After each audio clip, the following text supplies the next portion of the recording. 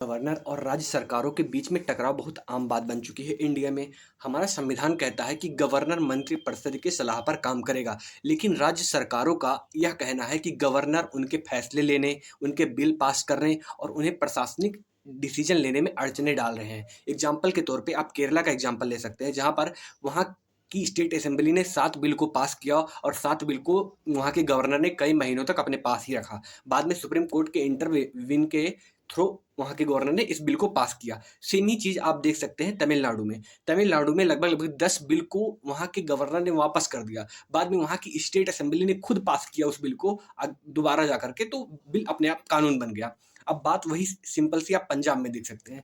पंजाब के गवर्नर ने वहाँ के बजट को सैंक्शन होने में लगभग देरी की, जिसका एग्जाम्पल ये हुआ कि वहाँ की जो फाइनेंशियल डिसीजन है वो इम्पैक्ट हुई। तो ये कहीं ना कहीं आप देखेंगे कि टकराव तो है राज्य सरकार और गवर्नर के बीच में। अब बात ये आती है कि इसमें प्रॉब्लम क्या है। तो प्रॉब्लम ये है कि पावर का इम्बैलेंस होना। जैसे स्टेट गवर्नमेंट इलेक्टेड होती है, सेंट्रल गवर्नमेंट इलेक्टेड होती है, बट हमारे यहाँ जो गवर्नर होता है वो इलेक्टेड नहीं होता है और वो सीधे सीधे रिस्पॉन्सिबल प्रेसिडेंट को होता है, पब्लिक को नहीं होता है। तो ये कहीं ना कहीं आपको कलेश देखने को मिलेगा। अब आप पूछेंगे कि इस पर आप क्या सोल्यूशन हो सकता है। तो सोल्यूशन का सिंपल सा एग्जांपल है कि गवर्नर को जो जो भी बिल उसके पास जाए उसका एक समय सीमा होना चाहिए। जैसे वो 3 से 4 हफ्ते अपने पास रख सकते हैं। और दूसरा कि गवर्नर के लिए मैंडेटरी होना चाहिए, वो किसी भी पॉलिटिकल पार्टिज्म से दूर रहे, उसके लिए एक मैंडेटरी सिचुएशन क्रिएट की जानी चाहिए। अब लास्ट में मैं कहना चाहूँगा कि अगर जो हमारे यहाँ का जो फेडरलिज्म का ढांचा है ये अच्छे से काम करना चाहता है, तो उसमें सबसे ज़्यादा इम्पोर्टेंट ये है कि चाहे सेंट्रल गवर्नमेंट हो